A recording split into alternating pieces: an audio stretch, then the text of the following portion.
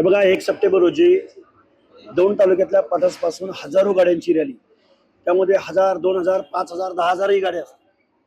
हे ओबीसींचं आंदोलन नुसतं महाराष्ट्रातलं नव्हे, देशातलं नव्हे, तर जगातलं सर्वात मोठं आंदोलन असेल हे मी प्रचंड आत्मविश्वासानं सांगतोय. कारण गेल्या अनेक दिवसापासून मी या परिसरामध्ये फिरतोय. दौंड तालुका, इंदापूर तालुका, पलटण तालुका, आमचा बारामती तालुका, पुरंदर तालुका, प्रत्येक गावामधल्या तरुणांनी खूप मोठी तयारी केलेली आहे.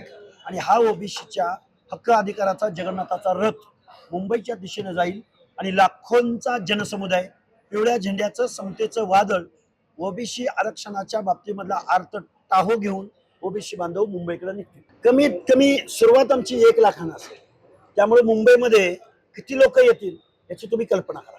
हे बघा, कोणी मंत्र्यांनी, कुठल्या ओबीसीच्या नेत्यांनी, कुठल्या माणसांनी मला आजपर्यंत फोन केलेला नाही.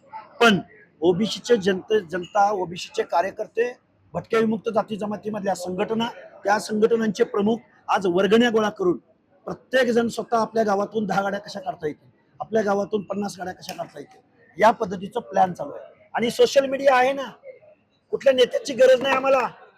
जंतर मंतर वरती विद्यार्थ्यांनी आंदोलन उभं केलं, लाट्या काट्या खाल्ल्या, पण शिक्षण मंत्र्याचा राजीनामा घेतलाच. गरज नाही कुठल्या नेत्याची. ओबीसीची पोरं, त्यांना कळलंय आपलं आरक्षण गेलेलं आहे. ते का करत नाही तो त्यांना प्रश्न विचारला पाहिजे. ओबीसीचं आरक्षण संपताना जर ओबीसीचे नेते बोलत नसतील तर हे ओबीसीचे नेते त्यांना का म्हणायचं, इथून पुढच्या कालावधीमध्ये ओबीसी जनता त्यांना विचारेल. मराठा आणि ओबीसी असा संघर्ष होण्याऐवजी ओबीसी आणि सरकार असा संघर्ष तुम्हाला बघायला भेटेल.